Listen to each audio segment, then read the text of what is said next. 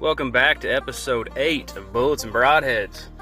Today we sit down with Jordan Hawkins and talk a little bit about his elk hunt in Colorado this year and kind of how it started, how it ended, and all the ups and downs of a week in Colorado chasing bulls. Today's podcast is conveniently sponsored by Jordan Hawkins and Hawkins Health Center in Lagodi. If you need your back fixed, adjusted, headaches, migraines, anything, they'll take care of you.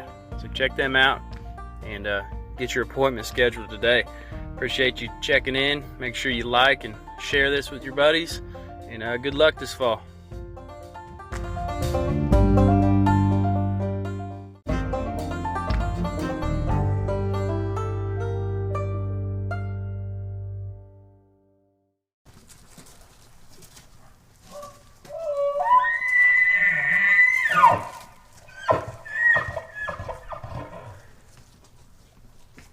All right, we're here today with Dr. Jordan Hawkins in his humble abode, or his garage.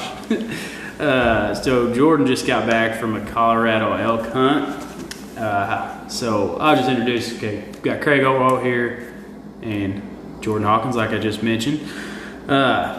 So, how was your trip? It was good. Highs and lows and all in between? It was really good. We did, unfortunately we got to put a tag on an elk this year. My first one ever. Yeah, man, 5. I think I was counting up on the way home. I think that was the 5th tag I bought. So that's 5th tag. How many times have you been? So with and without a tag. I don't think I've ever gone just to observe.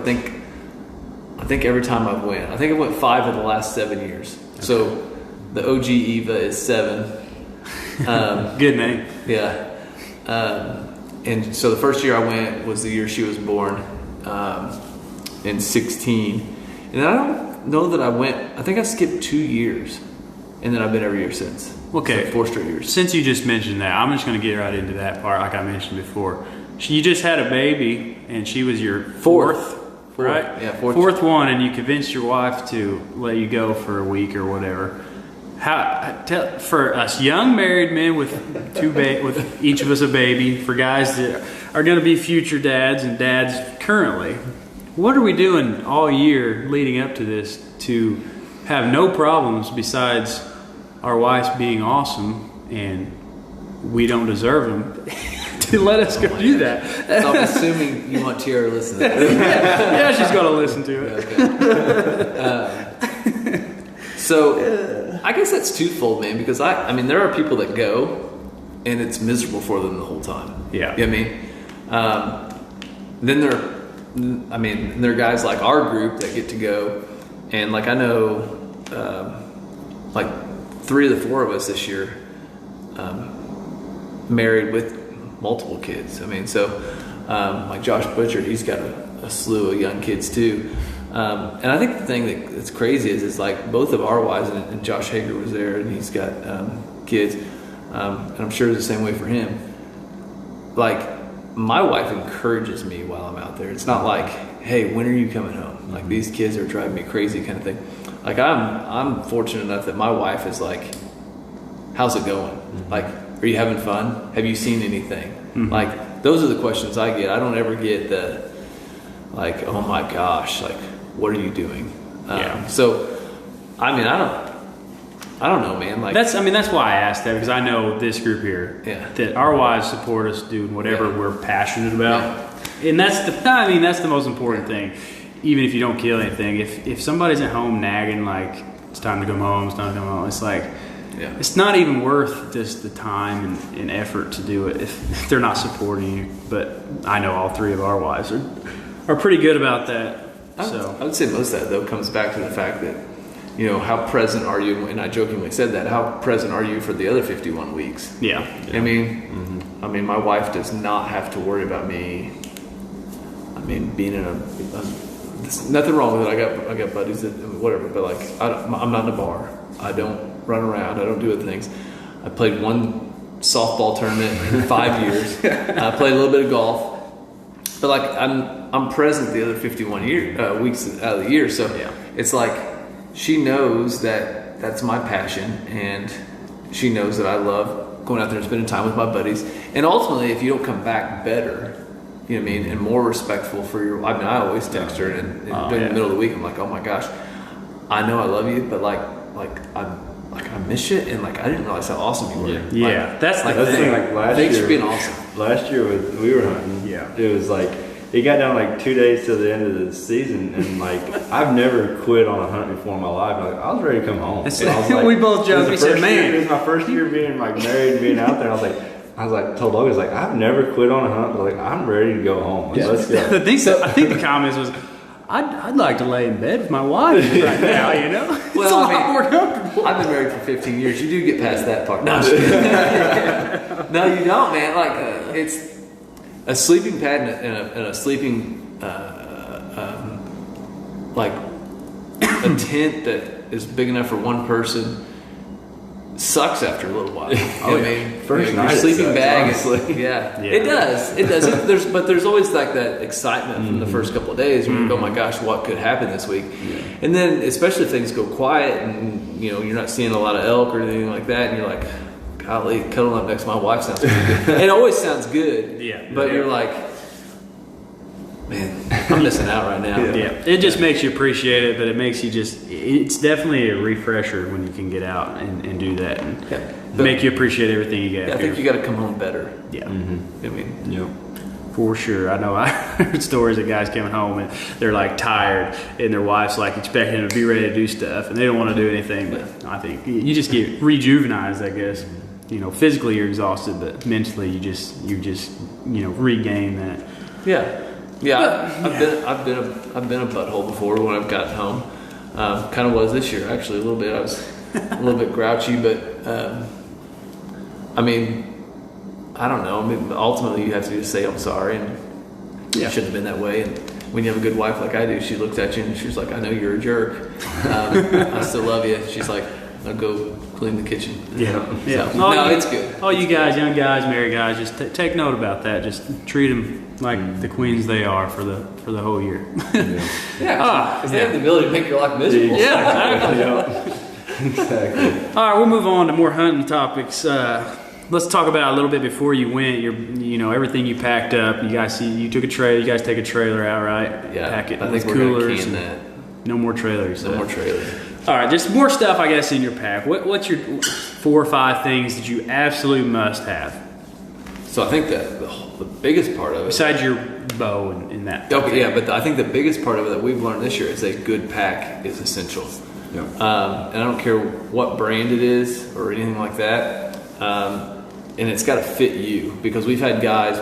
This year we had a guy that borrowed a pack from a guy that was a different size frame, and it just didn't work out. So we ended up, when we packed our that bull out, we had 3 packs with 4 guys, and they just wanted to split up the load, put a heavier load on one pack, and then split it up. But they had to do that because the pack that they brought wasn't built for the guy that it was going on his shoulders. So I think a pack, and there's a lot of guys, and I listen to a lot of these podcasts and stuff, and Dan Staten, he always says, buy once, cry once. But a pack is worth its weight in gold, dude. Yep. And I'm an Initial Ascent guy, awesome faith-based company. And they treated me like I was their only customer whenever I was talking to them on the phone, to the point that they wanted to FaceTime and make sure my pack fit well and all that stuff. And I did, and I took advantage of it. I mean, I've bought more supplies for my pack since then.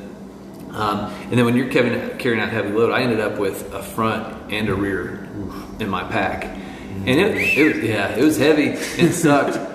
Hager carried a little bit through the flats for me, but when we got to the hills, he's like, "It's all yours, dude." So, I mean, that was essential. My pack is probably my go-to because, I mean, depending on where you're at, you don't need a heavy sleeping bag. You don't need a really good pad depending on how you sleep. I've gathered those things over the last few years, but when I started this crap, 7 years ago, I'll just say I didn't have the availability of extra funds that I might have today. So if you're going to do this, I think if I was going to spend money, it'd be on my pack first, because I guarantee you that's going with you. Well, you put that on your back every day. Yeah, you get out of your sleeping bag and you put it on your back. Oh, Yeah. I know. I borrowed yours last year, taking it. It was great. It fit me like good. And from previous years, the one I had when we were out there, when I shot that one, it was not meant to be hauling anything heavy. No. It's a cheap. What was it? Badlands. Yeah, like it's a day pack small, basically. Yeah. It's too small, and it just killed me. The hip belt thing was just digging into my hip. It was terrible. But yeah, spend the money on it. We've talked about this before on previous episodes. Spend the money because you're going to have it forever, most likely. Yeah, I don't. Or you're going to get a refund or lifetime warranty on most of these brands. So that's what I say. I got run XL. And that's a lifetime warranty on those. And those are all great. One of those 5 or 6 years ago, and I don't plan on getting another one until this one's destroyed. I'd love for it to be blood covered 10 years from now and just still carrying it through the mountains. I told him, I was like, I'm not even washing it. I don't give a crap. Conversation for next year. I did learn that good knives and a sharpener, or if you're a replaceable blade guy, that's important, man, because there's nothing worse. Like, it was hot when we were skinning out this elk, and if we wouldn't have had good knives, I'll say this. Can you actually break down an animal if you have one down? Because we got into a huge argument last year about how to break down the cow that Weston shot, because he wanted to gut it. He wanted to do all this stuff, and he's like, whoa. And I'm like, dude, you don't have to. He's like, well, you'll never get the inside tenderloins out. Yeah. And false. Oh yeah. And I was like, dude, but he wanted to gut it just to gut it and do the whole process. Like, and I was like, man, you're only going to gut that thing for 2 reasons: for transportation of the whole thing, to cut weight out, and to cool the body temperature down. And we're standing on top of it right now with knives in hand, getting ready to quarter it out. So we don't need to. So be prepared to know how to. And Weston does. He knows how to break one down. He's killed more stuff than the plague. Man, oh yeah, killer. Yeah, he is. He's killer, man. He's killer. I can tell you some stories about these guys. But know how to break down an animal. Like, can you actually find a rear hip and separate that joint and get the quarter off of it? And you got to have good knives to do that. In my opinion, I wouldn't just buy People don't realize how tough even just cutting the hide is. Yeah. Because that'll dull your knife so fast. To elaborate on your whole knife thing, you were saying replaceable blades, or have both, in my opinion. I took both. Because I always used a replaceable blade to debone or to take a quarter off, but like to get them hips out of the socket, or to cut the skin at the hide. Actually, like, you want a better, stiffer blade, I think. Yeah, I do too. A lot of guys won't use replaceables because they're so gosh darn sharp anyways. Yeah. And they're borderline dangerous when they're right out of the package. But yeah, I mean, just being prepared with that. I guess a close second though would have been boots. Yeah. If you're planning on hunting from the truck, that's one thing. But if you're like planning on going out and keeping your pack on and on your back and just kind of spike camping and doing your thing and going in and just really hooving it and beating feet up the mountain, you gotta have good boots. And that was one thing too I've skimped on. I've got 2 pairs over there that I took this year. One of them cost about 3 times as much as the other one, and the cheaper ones are better. Really? Yeah. What are they? Talk trash about it. It may just be your feet too. Yeah. So like they fit different people. Like I'm not a fan of those are Saliwa. Yeah. I'm not a fan of a boot that has a sole on it that feels like you've got a 2x4 strapped to the bottom. Like, I want to feel a little bit. I love a Vibram sole on my feet, but I want to be able to, like, when you're side hilling and the whole. I have not understood this. I did like 10 miles by myself Monday. Yeah, I think Monday when we were out there, I put almost 10 miles on by myself.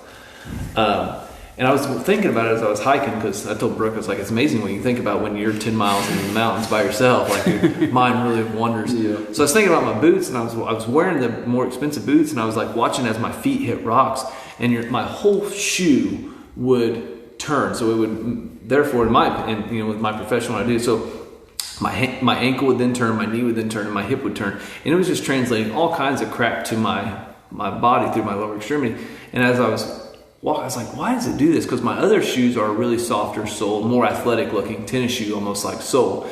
And when you step on a rock, it just makes a dent in your sole. And you just keep going. Yeah, you don't really feel it through your feet like the rock per se. But those are Vask boots, VASQUE, and they're like $180. And almost all of us guys run those boots now. My brother, that's the only boot he'll buy. And they're freaking awesome. They're hard to get sometimes. You have to look for them.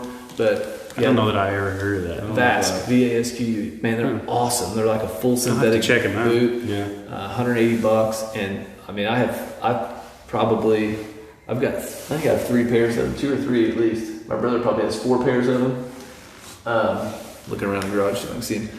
But they're over there in the corner. But yeah, man, I love them. And those other ones, the Saluas, they're just not, I don't know, man. They beat me up on that one hike. But pack, boots, knives, lights, man. People go in without headlamps and stuff. I mean, that's how we got out. We packed our elk out in the dark. Knowing how to use your Onyx, all that stuff, man. I don't know where you want to go from that, but like, those are my go-to. Those are the things I spent money on. Yeah. I mean, those are definitely core items you got to have. Obviously, there's several different little things. So as far as how you're going to eat, how you're going to heat your food, or what kind of food you're taking. I assume you just took a bunch of freeze-dried food, or did you have some good food?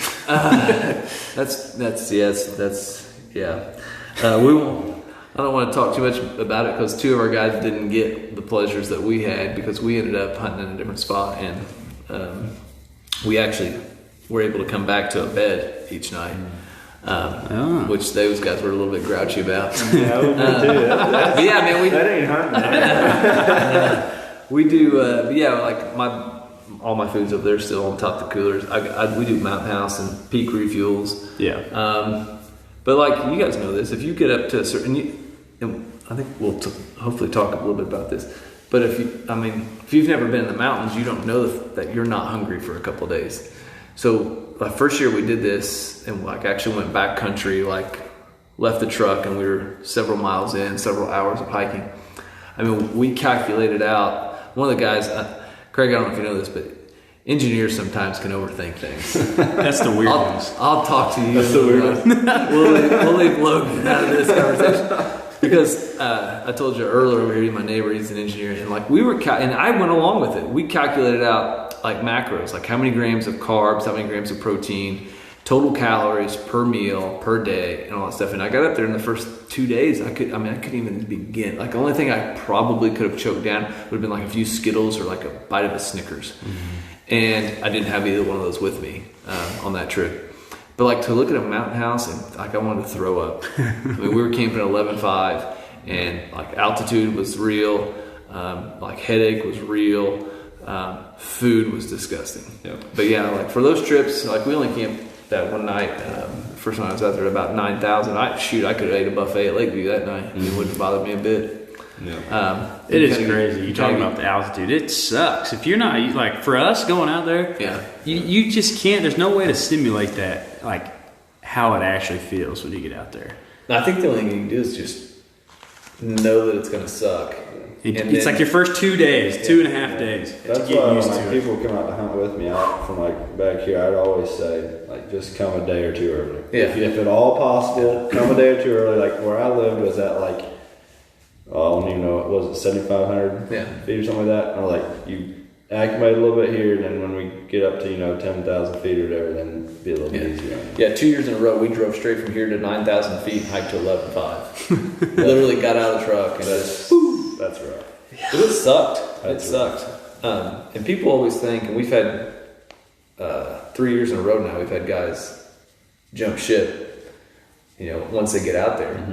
And 4 guys in 3 years have jumped ship, and it's not like, I guess you can go turn on, like watch Will Primo shoot one on some range somewhere. You can go watch even the hunting public guys. They do it really, really well. But you're just seeing a 15-minute segment of what it took them 4 days to film. Yeah. and you don't even know, you have no idea what it's like laying in that bed when there's just deafening silence. Yep. And you haven't showered. And you haven't showered. Yeah. And everybody's getting a little bit grouchy because you maybe haven't, you screwed up an elk, or you should have killed one, and then, we've had that happen before. It's just kind of like you're bouncing stuff back and forth. You're like, what am I? Who are these people I'm with, and what am I doing here? So I mean, it's you definitely got to have guys in your camp that you want to be with. And if you've never been there, you just don't understand. Sure. You just don't. But everybody, like that, I mean, for the last 7 years I've been doing this, people come in my office and they're like, oh, that'd be awesome. Oh, and I'm like, I was getting ready to go there with this. Yeah, that would be You just have no idea how it is. No. And I've only done it a couple times, but it's like you said, people watch it on TV or be like, oh man, I need to go do that sometime. I can do that. It looks like a blast. It's like, it's like what I hear. It's like type B fun. Type B. It's something like, I forget what the term is. It's like, it's not like, it's like birthing a child. Like, you know what I mean? There's gratitude, and then there's a little bit, hopefully some pleasure at the end. Yeah, it's like where it's like miserable in the moment, but it's one of those when you look back how much fun it was. Yeah. But it sucks during it, but it's still enjoyable at the same time. I just talked to a guy in town a little bit ago. I was picking Broden up at basketball, and he was like, how was it? I heard it's awesome. I was like, dude, no, it sucks. Like, the process sucks. Mm-hmm. Yes. And like, if you don't go with that expectation, like if you think that, and like Ben that went with us this year, I think his expectation was, and Ben, I love you if you listen to this, but I think Ben's expectation was kind of like what we ended up doing. Mm-hmm. Like, we hiked 2 miles in, mm-hmm. we hunted, we saw a bunch of elk, mm-hmm. didn't get one killed. We hiked 2 miles out, went back to the trailer, went to town, got some food, got some pizza, got some, and then you sleep in a bed, mm-hmm. hike 2 miles back in, you're covered up in elk. Mm-hmm. And it's like, oh my gosh. That's a dream right there. Yeah, that's what you want it to be like. Mm-hmm. But that just doesn't happen. No, I've had it that way sometimes. But yeah. That was when I lived out there and I knew where the elk were. Yeah, and that's kind of what when Ben left, that's kind of what I was stuck with. I was like, okay, I got to go find elk, because there were not elk for 3 days where those guys were that they could get to. Mm-hmm. So I was like, okay, I think there's elk in this spot, and I know there's mule deer. I saw 5 muleys in there. Butch had a mule deer tag, and he couldn't leave that unit. Mm-hmm. So we went to another spot where we had always seen elk. I hunted there before, and we got in there, and there's 200 elk in this field. So before you get into the elk, let's start from your day. Like, okay, you left on a Friday. Yeah, I worked Friday half day. We met here Friday. I got the kids home from school. Everybody had school kids, and we left out of here Friday evening. Okay, and you had went out previously, scouted a little bit. Yeah, a few weeks, like a month or so before the season. Last weekend of July, we went out and put cameras out, and we put 12 miles on a Saturday, and just looking for sign. And I think there were 5 of us went out there. Okay, so you did a little bit of that. Then, obviously on X, figuring out where you're going to go, doing that kind of thing, figuring out maybe where you're going to camp, right? I presume at least an idea. So how close did you stay to your plan per se? When you left, you had a plan. How close to staying with your plan did that get? Oh, I'd say 90%. That's okay. That's pretty bad. That's not bad. I was trying to think, maybe trying to say that you might have a plan, but usually it never goes according to plan. Yeah. So no, we had a plan. We had some suggestions as to where one group needed to go, and then we had the other side that we scouted. It was like, okay, these guys figured out when we got in there. So the main thing that we wanted to find, and this is what, if you're going to go back, like actual backcountry, like off-grid hunting, the main thing that you got to know is there a place to camp? Is there water? Because I've done that before too. We've camped before where you have to hike an hour, to go get water, and it's like, well, why don't you just camp there? Well, because it's not a good spot to camp and be ready to hunt. I'd rather walk an hour to get water and camp where I want to be able to glass and find elk. So that's what we did in July, was go in there and make sure there's water and a good place to camp, and access was reasonable, and ultimately, if you kill one, can you get it out of the place? And so we found all that crap, and it's like you come back and you do some more scouting, and you end up maybe a ridge over. But we went out there and we knew exactly where we were going.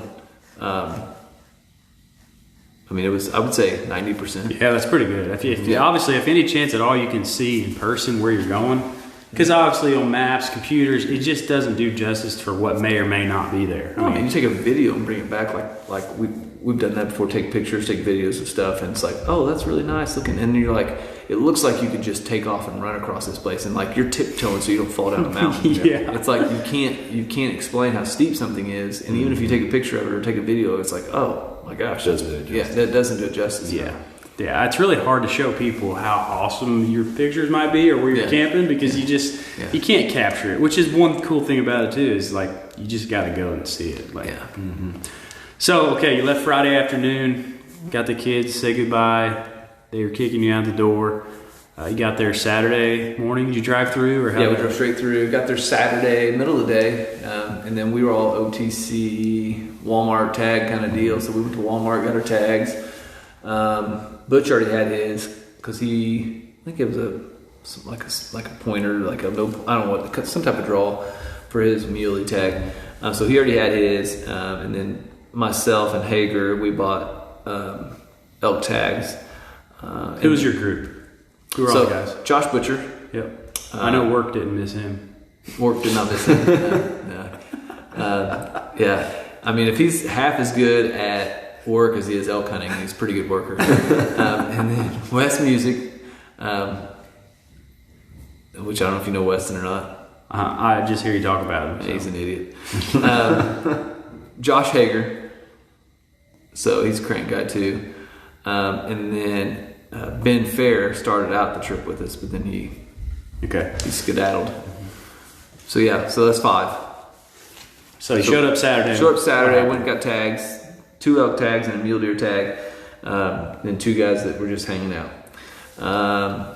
Went and actually got a meal. We were like, let's go get something to eat before we start this adventure. So we went and sat down, had a meal because we had plenty of time to hike in and still scout for the evening and glass and stuff. So we took those guys to their trailhead, got them set up. Everybody shot their bows, did their stuff, made sure everything was good to go. We watched them off to the trailhead, and then Ben and I got back in the car, drove just a couple miles down the road to another trailhead, got everything out, and took off into the mountain. I don't know, almost 3 miles is what we went back in. Those guys were like way up in there. You made a good point when you got there for anybody that's planning on going, is to take a target when you get there, because you're traveling and bouncing around and stuff just to shoot, because you don't want to get up there and something happen to your bow and you're off a foot or whatever, or your sight's knocked. That trailer that you mentioned, that's had the same bag target in it for 3 years. It's the only thing I use it for. I mean, that's the only thing the trailer gets used for. Yeah. It's been 3 straight years, and that bag target's been there for 3 straight years. I don't even take it out. So we did that, and then got up in there. Those guys got about halfway up into the basin that they were wanting to hunt, and then Ben and I, we made ours back in there, shoot hour and a half, 2 hours before dark, and went and just listened off of a little ridge for bugles and did a little bit of glass and stuff. And he was already starting to not feel so hot. Altitude was kind of bothering him a little bit, and then we. I don't think we heard any. We heard one bugle, I think, that night. Went to bed, high expectations the next morning. For the next morning. So both you guys made it up, camped, got your stuff set up, and then it's Sunday morning. Yep. Sunday, what happened Sunday? Anything exciting? So Sunday we got up, and I had a spot I wanted to check out, so we went in there.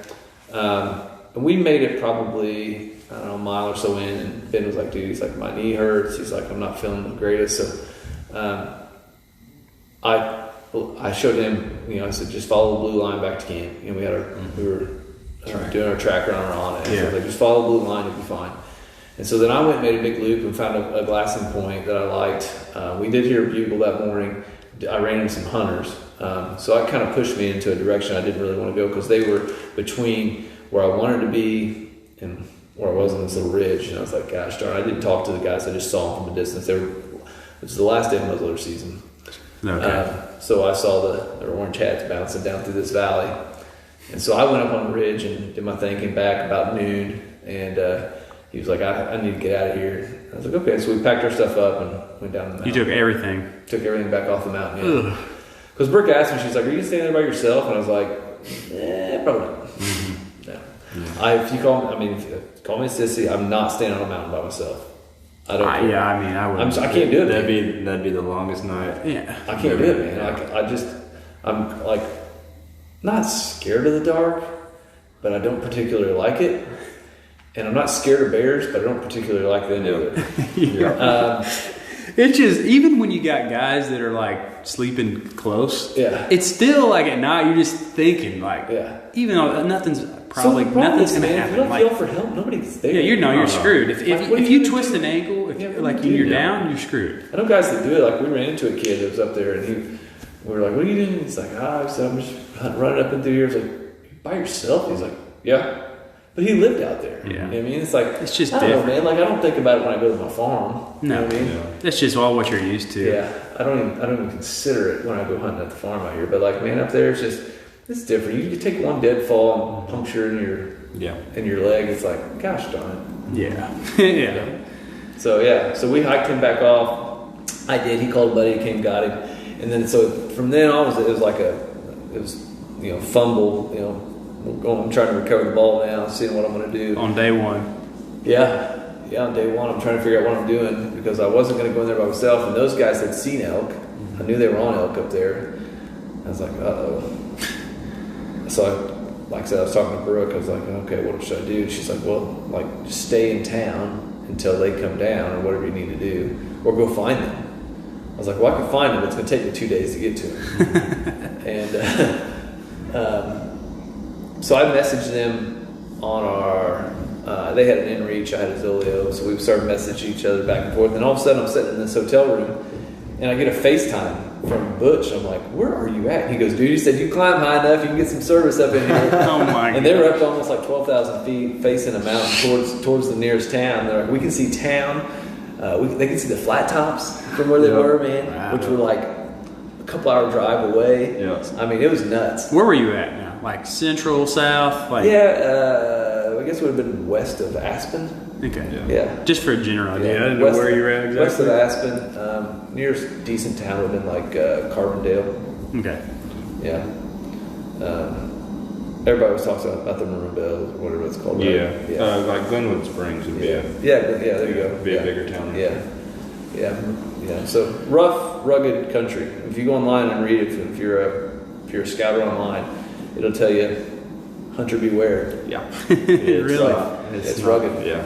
I mean, it's some bluffed out crap, dude. Mm-hmm. So those guys were up there, they were seeing elk, and I'm in a hotel and I get this FaceTime and I'm like, what are you doing?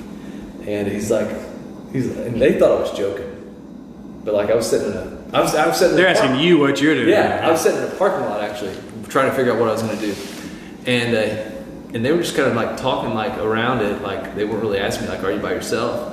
I was like, well, I don't know what I'm going to do now that I'm upset. They're like, you're not, and I take my phone and I pan it over to the passenger seat, and I'm like, dude, like I'm by myself, and they were like, okay, well, what do you want us to do? I was like, I want you to hunt until you feel comfortable coming down. Like, don't come down the mountain on account of me. Like, I'll figure it out. Whatever I need to do, I'll do. So they were like, well, we found some elk, but they're bordering private. It's really tough to get to. It bluffs out on the one side. We'd have to go way down and around. So we're thinking about coming down tomorrow afternoon anyways. So we talked a little bit longer. The tomorrow afternoon became, well, we'll just come down tomorrow at lunch. And man, as soon as they came down off the mountain, it started pouring. The weather turned, and they were never so glad to not be on. Yeah, that was like a blessing in disguise. It was like a huge, the whole thing ended up being a huge blessing. The whole thing, how it happened. I wouldn't have killed an elk if it wouldn't have went down like it did, likely. But yeah, so they ended up coming down that morning, and then we went back into town, and it was pouring down rain all day long. We ended up going to get something to eat. We got a hotel and figured out what we were going to do, and just kind of sat down and chewed on it for a little bit before we came up with Plan B. So that was Monday. They came down Monday or Tuesday? Tuesday. No, Monday. Yeah. Sunday. Monday afternoon they did, yeah. So you basically your half day Sunday was gone, whole day Monday was gone. Yeah. And now Tuesday, you got your plan. So Monday was the day I actually hiked up in there. Just by yourself? Yeah, and I did 10 miles that day myself. I went and got a trail camera. I was like, "Do you want me to go get your trail camera?" He goes, "If you're really bored." And I was like, "Yeah, whatever." So I hit the trail at daylight, did 9.75 miles in like a little over 4 hours. I was moving, dude. You were moving. I was moving, yeah. Yeah. You're just getting ready for the rest of the week. Yeah. Getting warmed up. Yeah. I was feeling good though, man. I was pretty pumped up. Well, that's good. I mean, it's better than sitting in your hotel or. Well, I thought too. It's like, I'm gonna be out here. I don't want to get fat. You never know what could happen. You come back fatter from elk hunting, so you did something wrong. Yeah. Or really right. Yeah. Exactly. Right. You're just camping at the truck and eating good. Yeah. So you made your plans. You got up. Went wherever Tuesday, right? Yeah. So it was still raining pretty heavily, and we were checking the weather. And we're like, man, it's not raining in Meeker. And so that's where I started, hunting crap. Elk hunting crap was up in that area. So we went up into there and went to a spot where we normally see some elk on private, just to see elk, whatever. Yeah. And ended up, we found a bunch of elk that we could actually get close to hunting. So we were like, okay, well, what do we do now? And like I said, Butcher had a mule deer tag for that unit that we'd already been in. And Hager had an elk tag, so we're like, okay, well, you guys go hunt where I was at, which we're pretty sure there's elk at. And I know there's mule deer in there. And then Weston and I will drop you off Tuesday morning, right at daylight. Then we'll drive to 2 hours northwest, get in, go in, and we'll go start hunting up there. And that's what we did. So starting that night, we hunted that evening up in there. Actually, never saw or heard an elk that first night, and I was a little upset. I was like, what am I going to do now? Yeah. I mean, there were elk here yesterday. Last night there was covered in elk. Tonight, none, zero, nada. And that was, what was that, Wednesday? Tuesday night. Okay, Tuesday. So now you only have Wednesday, Thursday, Friday. You're leaving Saturday, right? We were going to hunt Saturday morning if we needed to. Okay, so you're down to 3.5 days. Yes. Possibly. You're still trying to get figured out where you're going. Still trying to find elk, trying to make sure that everything's good, and trying to get it done. So Wednesday, Wednesday, Thursday. So Wednesday, we figured out where the elk had been. Why we didn't see them that next night. We found them again. Cows, bulls, both. Big herd of them, or what? Yeah, probably 200 elk in this. Yeah. Were they rutting around? Oh my gosh, crazy, dude. Was nuts. It's nuts. Yeah. I mean, you could glass them up from the road, and there'd be 6, 8, 10 bulls out there, and one big one in the middle, and a bunch of satellites, and they were it was a scream fest, dude. That's you just awesome. go put your car in park, turn the lights off, sit there in the middle of the highway, and just listen to elk scream.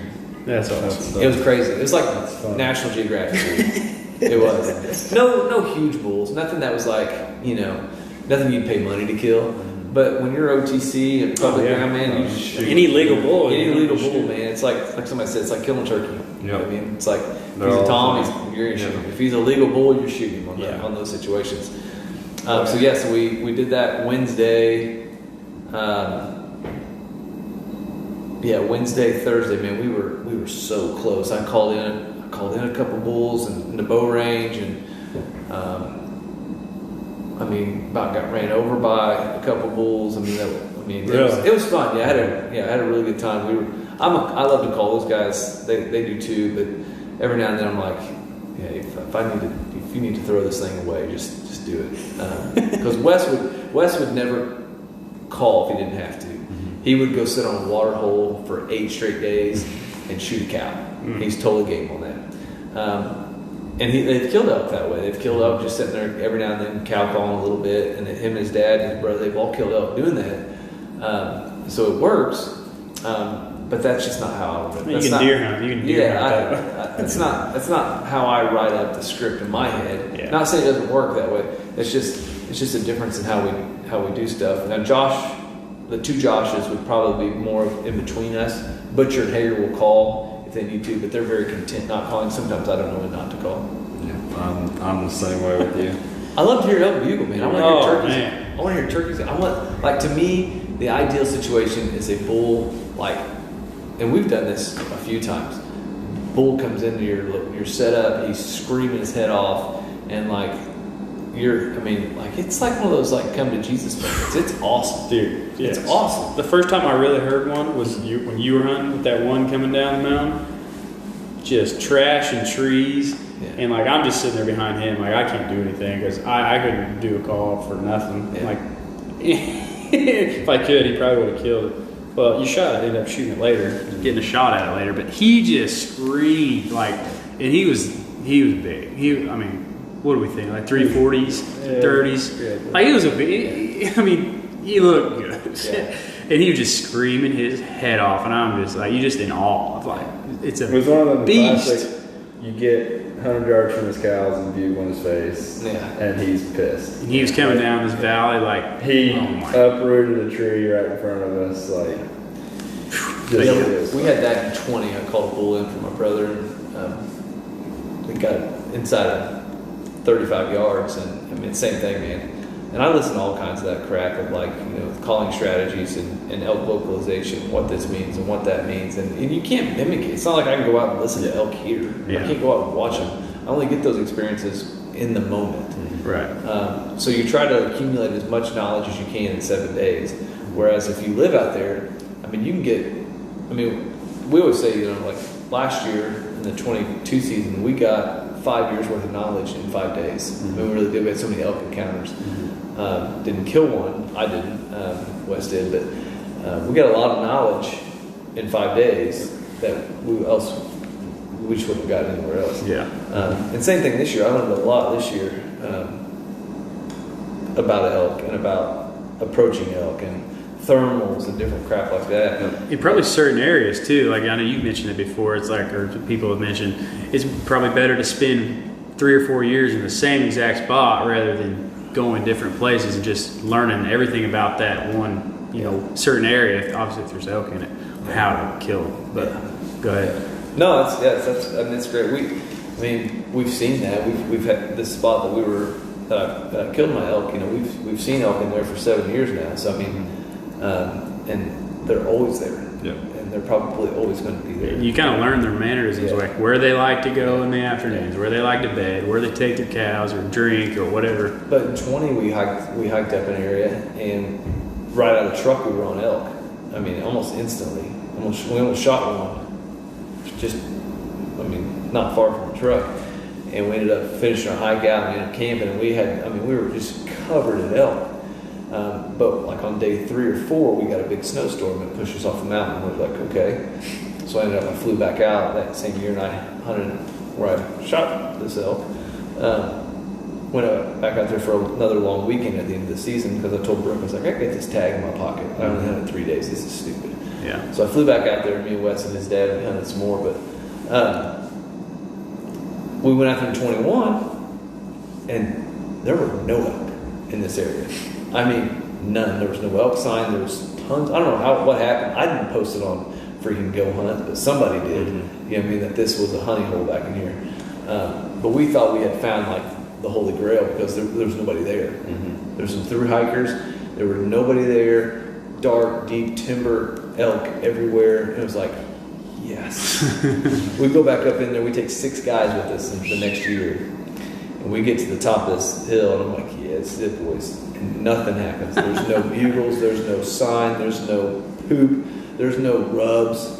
There's nothing.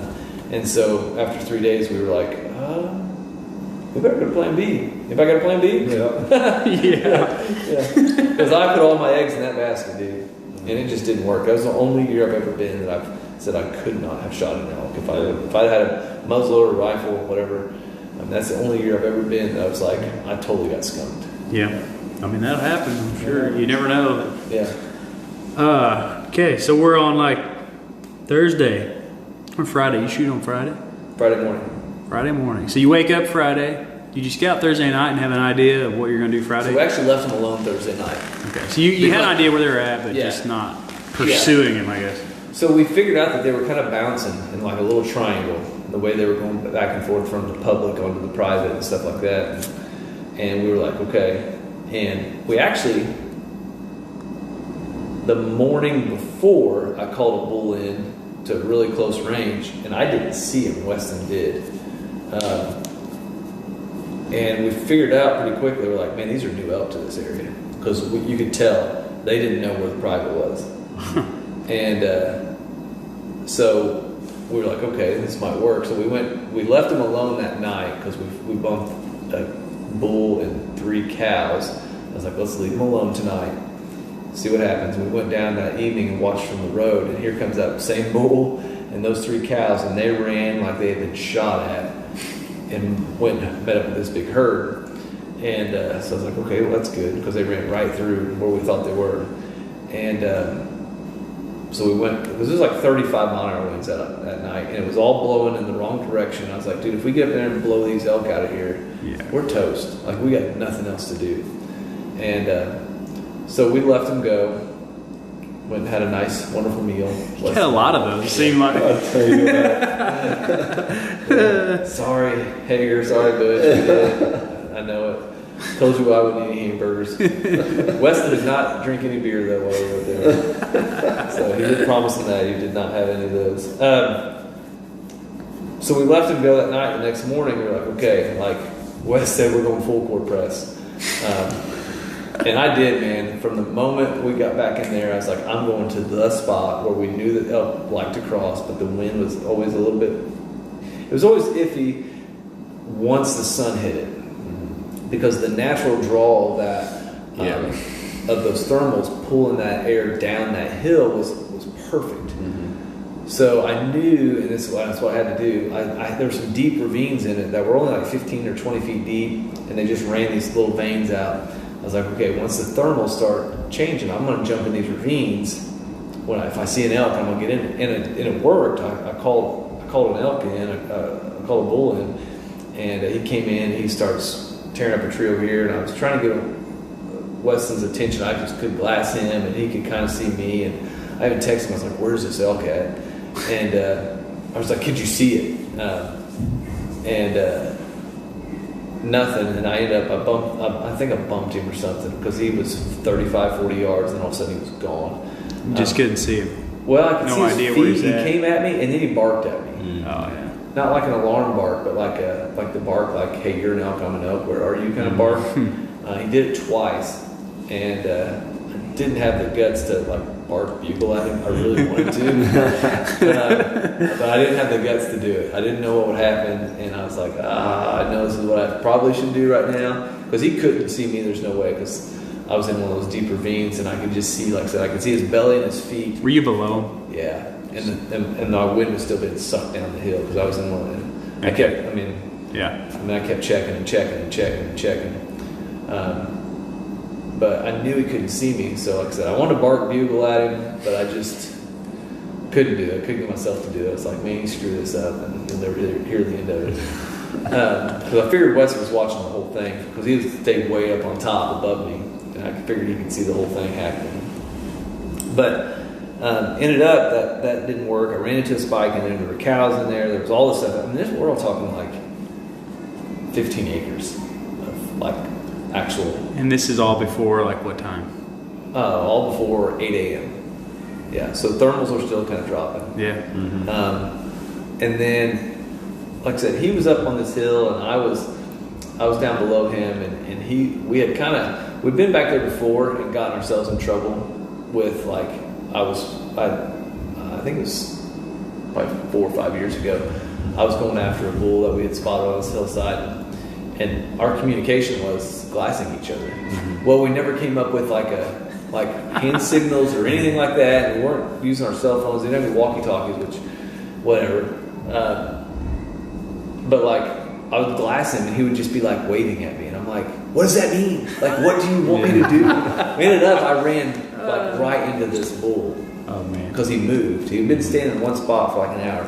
So before I went down on the hill, I was like, dude, like I need like some hand signals, like some what we're gonna do. So we talked about it, figured it out. Ended up we communicated that there was an elk on this hillside, and he kind of told me what I needed to do and whatever.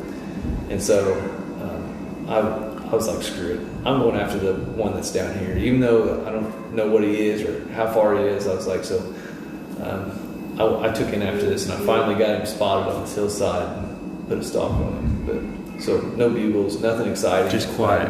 Just a quiet bull standing on the hillside. We're pretty sure he just got his butt kicked. Yeah. Because he was really intent on watching this valley where all these elk were onto this private. And I'd say he was just down there and got his butt kicked. Yeah, I seen it. He was broken. He was broken. Fighting. He had two like gouged gore marks. Really? Yeah, one in his belly and one in his hindquarter where he had been gored. Yeah, he was a little guy, but he was a fighter. Well, yeah, scrappy little guy. Yeah. So you sneak in and you get like what you said, 22 yards. So yeah, so he roughly? was. So again, it was a wind game at that point because I had to make sure that as I was. So at that time, he was on an east-facing slope, and the sun had started hitting. So obviously the wind started pushing up that hill. So I knew if I just stayed on his level, slightly above him, I would be okay. Well, turns out he was in this little drainage that was sucking some wind in a different direction, kind of creating a little bit of a whatever. And so I got to him, and he was just looking straight ahead, and all I could see was the tips of his tines. And I just paid attention to what orientation they were, whether they were looking down the hill or if they was looking straight ahead. Yeah. And I never saw his body, but then I was like, oh my gosh, how am I going to make? I'm 22 yards from him, and I'm like, how am I going to make this work? And so finally, when I saw his tines like line up, and I knew he was looking south, like not away from me, but he was looking down the hill. I peeked out around the corner of this bush I was on, and I could see like 90% of his body. And I was like, oh my gosh. So then I was like, is this I didn't even know if he was legal at this point because all I could see was his tips. And I was like, oh my gosh, this is going to work. But is he legal? And so I'm 22 yards from this elk with binoculars, like glassing him and like just trying to count what he's got through the brush. Because I couldn't see his eyes, I couldn't see his nose, nothing. All I could see was a little bit of antler moving here and here and here and here. And so I got more and more gutsy, and I moved out finally a little bit, and I could finally see, and like Craig said, that one brow that drops down. I was like, oh my gosh, he's got a 4 on that side. And so it took me like, I don't know, probably 30 seconds, and I put my binos up, I got my rangefinder out, I shot the tree above him, peeked out around the corner, and I could see like it's, I don't know, probably volleyball size hole. I couldn't see his shoulder, but I could see from like back of his lungs to his hindquarters. Yeah. And I was like, oh, I was like, it's only 22 yards. Yeah. Like if I can't hit a volleyball at 22 yards, like I need to go home anyways. So I came to full draw from behind the bush and snuck my way out once he looked downhill again. I kind of came to full draw and turned it all at once. And I took and it was uphill pretty steep. So opposite of shooting him out of a tree stand, I was like, okay, like my exit's going to be, you know, I mean, if I shot him mid-body, it was going to exit right below his spine. I mean, it was that steep. So I shot him towards his belt, because he was kind of quarter waist a little bit too at that point. So I shot him like a few ribs back and really low. And it came out. I mean, it looked just the opposite. If you had said, well, how did you shoot this? You're like, oh, well, you shot him out of a tree stand. You know, I double lunged him. But it looked like I shot him out of a tree stand and it came up on him. But it was the opposite. I shot him from the belly up. That's how steep it was. Were you ever, when you were pulling back, were you calm? Were you shaking? I didn't. Or did it just all happen kind of, and you just didn't those, have a chance to like think about it? Like, I'm about to shoot an elk for the first time with a bow. I've been trying to do this for 7 years.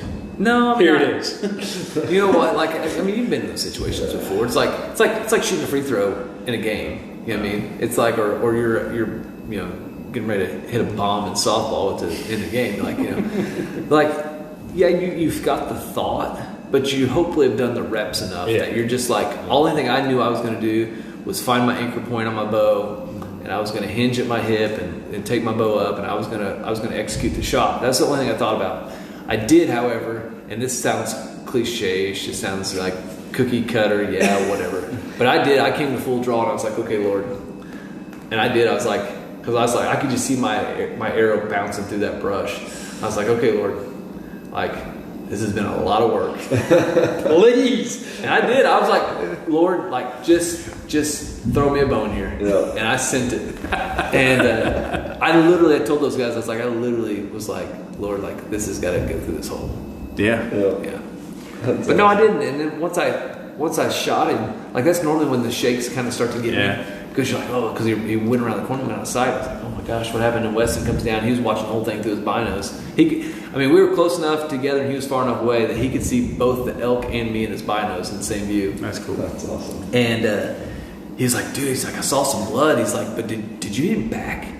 Oh, and I was like, well, I mean, like he was kind of quartered that way a little bit. And he's like, how do you feel? I was like, pretty good. Well, he goes, oh man, but what's the chances of us finding him? I was like, 100%. And then he's like, yeah. And he was getting all jacked up. His lips started quivering and stuff. He was all jacked. I was like, did you think I made a bad shot or what? He's like, well, I saw him run off. He's like, but I could just tell that like your entry wasn't ideal. And I was like, no. Yeah. But where he was watching him, he could see almost from tip of his antlers to his hooves because he was on this trail. Yeah. I was like, dude, all I could see was the window I shot from. Mm-hmm. And I was like, I showed him, I was like, I was here and he was here. He's like, no way. He's like, I kept wondering why you weren't shooting. Yeah. Like, what were you doing? Yeah. I was like, dude, from my vantage point, I couldn't even hardly see him. Yeah.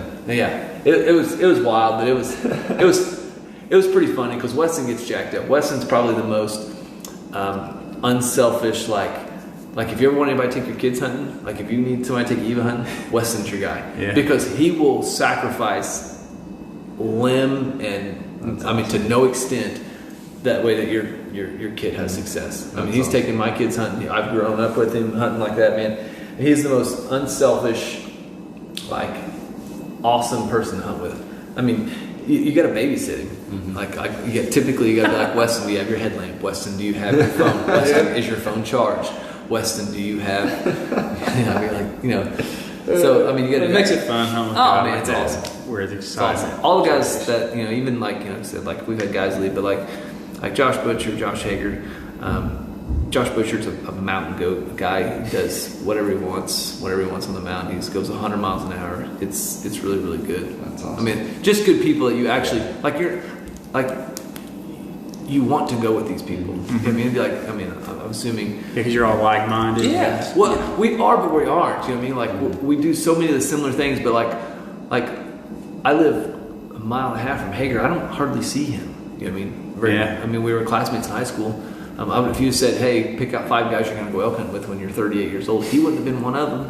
You know what I mean? Yeah. You know, but now I can't imagine not going with those guys. Yeah. I mean, yeah. Did you? I know I actually asked you if you let some emotion out or not. I was gonna say, did you pull a Logan and cry? Dude, I did not. I was like, I couldn't talk. This guy. I was like, oh, because it just hits you, dude. It's like, did you cry when you was born? It was like wet eyes. I didn't cry. It wasn't like a cry, but it's different emotions. He let it all out on the mountain when he shot it. No doubt about it. Because it was like, oh my, I don't deserve I didn't know this. whether to laugh at it or cry with it. It was the funniest thing. So realistically, if it would have been like one of those like screaming bull, like 300-inch kind of moments, maybe. Yeah. But like it was just like by the time I figured out what I was doing, I was like, if I don't do this, like I screwed this up. Yeah. So it's kind of like the expectation at that point was really, really high. Like I need to execute this. And that may be what it did too, because it like ran in. Ours was two totally different style hunts. This thing came in, like his came in bugling, like in your face, And then he took off trotting and just happened to stop. It went from like we're killing this bull and maybe not killing him to like, oh, here's a shot, shoot him now and it drops. No, I've definitely been more. I've definitely had more like giddy over a couple whitetails that I've killed because I was hunting them. You know what I mean? Or like the story behind or history. Yeah, a little bit. But like this was like, no, I was definitely like Wes and I had a moment. We hugged it out. And, oh yeah. So I love you, man. Yeah. It's like, I love you too. We had that kind of stuff. But like no, I mean, they asked me at the office like, did you cry? Because I told them, it's like, I'd probably cry if I killed one. Because I'm so tired of people saying, How come you haven't killed one of those elk yet? You just don't understand. We went to Essex Park and those things were laying on the road. I'm like, yeah, I know. Like, shoot at them a couple times and see what happens. Like, they won't be there anymore. Nope. Yeah. That's really cool, though. I didn't congratulate you in person, but it's a heck of an accomplishment. I mean, you've been doing it for 7 whatever years and all the time, and you finally came. Honestly, killing one in 5 years ago or whatever is pretty good. The odds of killing, people don't understand. Like the percentage of killing, single digits, is low. But that's with like everybody. Everything, rifles, the rifles, the public stuff. Yeah. It's that single digits percentage. That's why I tell people, like statistically, you shouldn't kill. No, like at all. Like if you kill one in your lifetime, it's a really bad investment. I say you're paying for the entertainment. I mean, it's a trip. You're paying for the trip, but that's really cool. I had a blast. Yeah. I mean, I can't. We're already on the way home. We're like, okay, next year, what are we doing? Yeah, it's time to start thinking about it again. Yeah. Kill a deer first, and then start thinking about it. But we're running out of time now, so thanks for letting us come over and hang out in your garage for a little bit, and tell everybody about it. So listen to it. Yeah, man. Thanks. I appreciate what you guys do. Yeah, we'll catch you again sometime, and hopefully next year we'll have a similar story. So I'd love to do it. All right, man. We'll talk to you guys later. Hey everybody, thanks for listening to this episode. Be sure to leave a 5-star review, like it, share it, however you can make it more known to your buddies so that they can listen. We would appreciate it. Also, if you have any suggestions on anybody that would like to come on and talk about any of their hunting stories, or if you got anything to share, hunting, fishing, whatever it might be, shoot me a message, email, whatever, and we'll see about getting you on. Thanks everybody, have a good day.